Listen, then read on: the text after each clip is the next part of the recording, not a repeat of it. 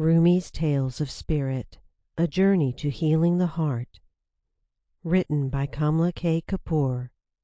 Narrated by Simran Singh. Recorded and produced by 1111 Magazine, Radio, Books, Publishing. Preface. I have learned and grown most from the worst of my experiences. The definition of this learning and growth is the subject of this preface, Rumi's stories, and the commentaries that follow. The thesis, or rather the hope, of this book is that we can and must turn from being closed to being open, from contraction to expansion, from isolation to connection, taking the first steps toward wisdom, happiness, and joy.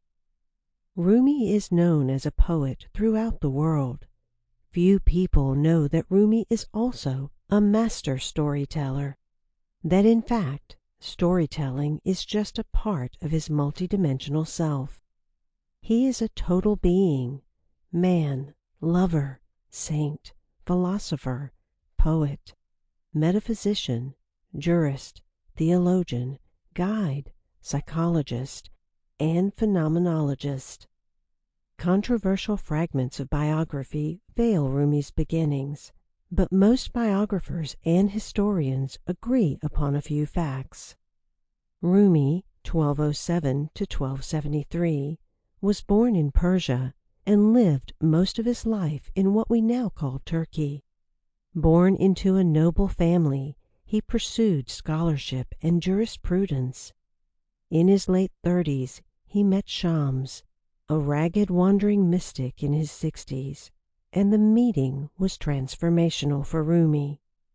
The intensity of his relationship with Shams catapulted Rumi into a vision of the universe as experienced through the eyes of love.